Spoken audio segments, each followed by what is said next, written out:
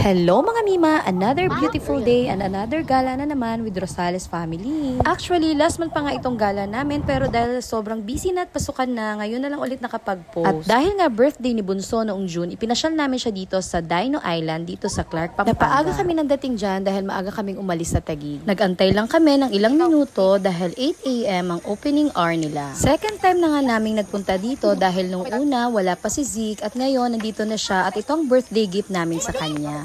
Kasi favorite niya talaga tong mga dinosaurs. Mura ko na nga lang nakuha ang ticket nito dahil nag-advance booking na ako via Klook. Kaya kung gusto niyo makatipid o makamura o makahanap ng mga promos, mag-advance booking na rin kayo. Napakaaliwalas nga ng paligid dahil wala pang masyadong tao at parang dalawang pamilya pa lang kaming nandito. At ito na nga, exciting part, papasok na kami at meron din kaming tour guide. Sobrang excited na kami dyan kay Zeke kung anong magiging reaction niya, kung matatakot ba siya o matutuwa sa mga makikita niya. At okay din pala dito maaga ka makarating kasi tignan mo parang solo namin ng lugar.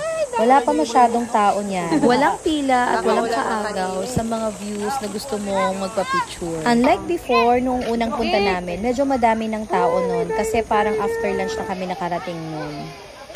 Rainy season nga pala ito nung pumunta kami. Kaya nung nasa biyahe pa lang kami, nagpe-pray na kami na sana naman ay makatapos kaming mamasyal sa loob nang hindi umuulan. At prayer granted nga dahil na-enjoy talaga namin ang pag-iikot dito at never talagang pumatak ang ulan. Kudos din nga pala dito sa tour guide namin dahil napakagaling niya mag-explain. Habang naglalakad nga kami sa loob ay kitang-kita ko sa mukha ni Zeke na amazed talaga siya sa mga nakikita niya. Kaya kung may anak din kayong mahilig sa mga dinosaurs, isa ito sa mga magandang pasyalan. Nakaka-relax din talaga maglakad dito kasi puro mga puno at mga halaman. Lakas maka-forest at very nature-friendly talaga. Pati nga ako, kahit pangalawang beses ko na dito, amis pa rin ako dito sa mga life-size dinosaur replicas. May part dito na natatakot siya, lalo na kapag gumagalaw at naririnig niya yung voice. Pero may part din dito na tuwan-tuwa talaga siya sa mga nakikita niya. At ang nakakatuwa dito kay Zeke, kahit takot na siya, never talaga siyang umiyak. Natutulala at parang kinakabahan lang siya. Siguro nagtataka din siya paano siya napunta dito kasi lagi lang niyang pinapanood to sa TV kasi nga mahilig talaga siya sa mga dinosaurs. Kaya pag binubuksan namin ang YouTube, kung hindi Spider-Man at mga dinosaurs yung mga hinahanap niyang palabas. Ayan, titig na titig siya dyan. Tinitignan niya siguro kung totoo ba yung nakikita niya. May egg din bro. Buti po si mga room lang po sa this pandemic kasi yung Kentrosaurus natin. Bale po ito, di na po siya nag-move or binigyan ng sound. Kasi mostly ng mga bata po natatakot po sila tumiyak. Scary po kasi yung sounds po niya in real life. Ibig sabihin sounds na yan, boss, talaga hindi yes. Balot, peno. Oh wow. Bale naman po siya. Hindi pa po, bale baby size din po yan. Baby size po siya. Pero po siya, di po siya totally dinosaur talaga. Talaga? Hindi, just pretending lang po napapakain niyo po siya. If you want to feed the T-Rex, meron lang po siyang add-on sa 20 pesos per head. Optional po siya kung gusto po. Okay, let's feed the T-Rex. Ang laki dyan. Music ko! Zeke! Sabi niyo, saan ba ako dinadala ng mga to? Ay, may baby ano. Yan. Tapos yung baby raptor po natin, yun po yung ipapakain niyo po kay T-Rex. Ah, okay.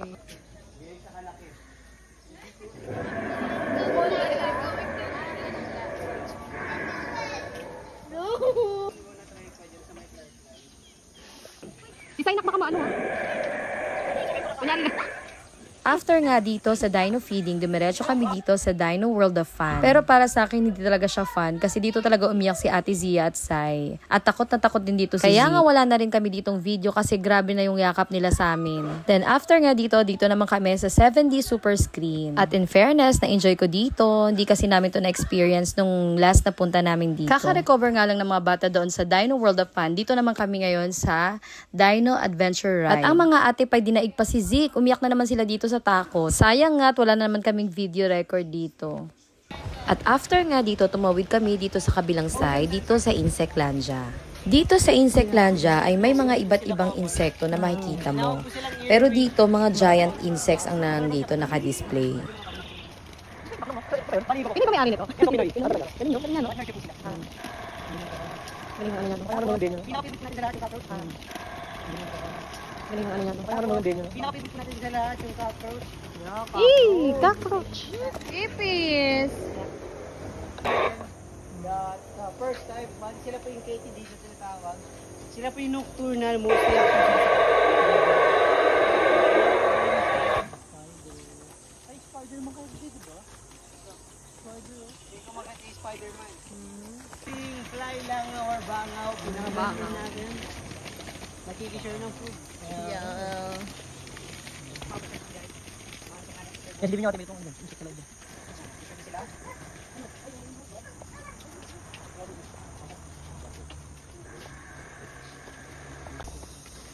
Tapos ito si Gary. Snail. Mga molas po sila or molas.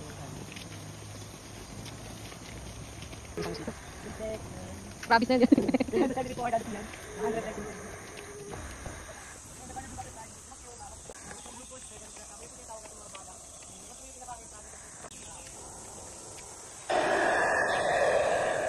At sa dulo nga nito ay tuwan-tuwa yung mga bata dahil meron din silang pa-entertainment show. At tignan mo, kahit kaunti pa lang kayo dyan, mag-start na agad yan sila. Kaya tuwan-tuwa kami kasi wala talaga kami masyadong kasama dyan. Solong-solo namin yung lugar. Parang dalawang pamilya lang din kami yung nandyan. At sa mga oras na nga yan ay pagod ng bossing namin. Kaya ayan, tulala na lang siya dyan.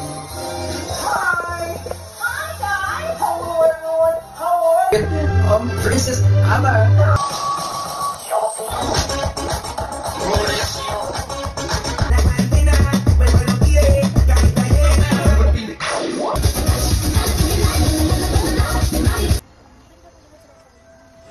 At finally, natapos na rin kami sa pag-iikot dito sa Dinosaur Island.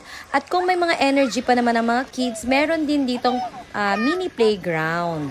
May mga cottages din dito. Kung dito nyo napiling kumain, pwede rin kayo ditong kumain. Pero kailangan mong mag-rent ng cottage nila. Maganda ito kapag marami kayo at may mga baon kayong pagkain. Pero meron din nabibilhan dito ng food sa loob ng Dinosaur Island. Di ko nga lang din alam kung mura o mahal ba ang mga pagkain nila dito. Kasi kami, nagbaon lang din kami ng pagkain. Nantok na yan eh.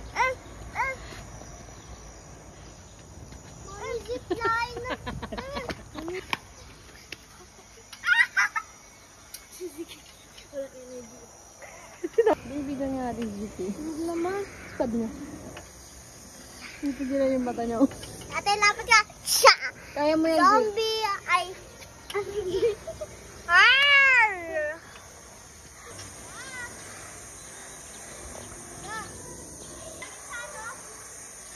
Nag-try nga din palang ate namin dito ng kiddie zipline at tuwan-tuwa talaga siya.